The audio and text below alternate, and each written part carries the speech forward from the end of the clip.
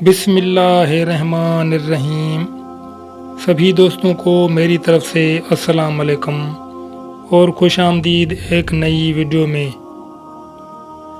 حضرت شیخ ابو عمر و عثمان سیرفینی اور حضرت ابو محمد عبدالحق الرحیمی رحمۃ اللہ علیہ سے مروی ہے، ہم حضور سیدنا غوث اعظم رحمۃ اللہ علیہ کی خدمت میں حاضر ہوئے تو آپ رحمۃ اللہ علیہ وضو فرما رہے تھے۔ وضو فرمانے کے بعد آپ رحمۃ اللہ علیہ نے 2 رکعت نماز نفل پڑھی اور نماز سے فارغ ہونے کے بعد آپ رحمۃ اللہ علیہ نے اپنے دونوں کھڑاؤں کو ہوا میں زور سے پھینکا اور دونوں کھڑائیں ہمارے نظروں کے سامنے سے غائب ہو گئی۔ آپ رحمۃ اللہ علیہ اپنی جگہ پر واپس آ کر تشریف فرما ہوئے۔ ہم میں سے کسی کو اتنی جرات نہ ہوئی کہ ہم آپ رحمۃ اللہ علیہ سے کچھ پوچھ سکیں۔ 3 دن گزرنے کے بعد ایک قافلہ آپ رحمۃ اللہ علیہ کی خدمت میں حاضر ہوا اور آپ رحمۃ اللہ علیہ کی خدمت میں کچھ نذرانہ پیش کیا۔ ان لوگوں کے پاس آپ رحمۃ اللہ علیہ کے دونوں کھڑائیں موجود تھی جنہیں آپ رحمۃ اللہ علیہ نے ہوا میں اچھالا تھا۔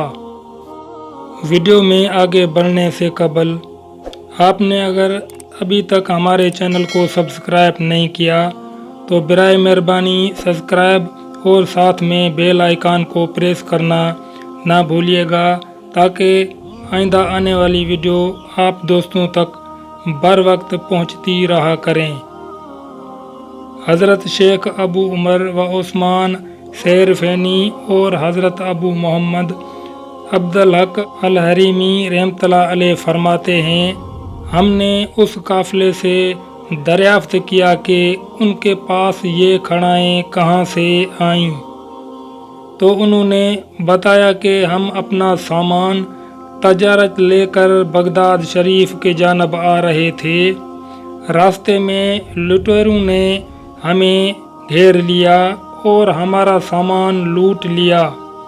لٹیروں نے مال لوٹنے کے علاوہ ہمارے بہت سے افراد کو بھی قتل کر دیا۔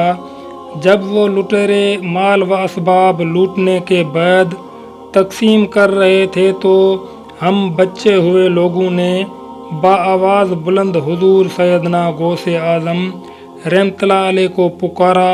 ابھی ہم یہ کہہ رہے تھے کہ بلند آوازیں آنا شروع ہو گئی جس سے وہ لٹیرے خوفزدہ ہو گئے۔ ہم نے سمجھا کہ کوئی شخص آ رہا ہے۔ اتنے میں وہ لٹیرے ہمارے پاس آئے اور ہمارا مال ہمیں واپس کرتے ہوئے کہا کہ اپنا مال اٹھا لو۔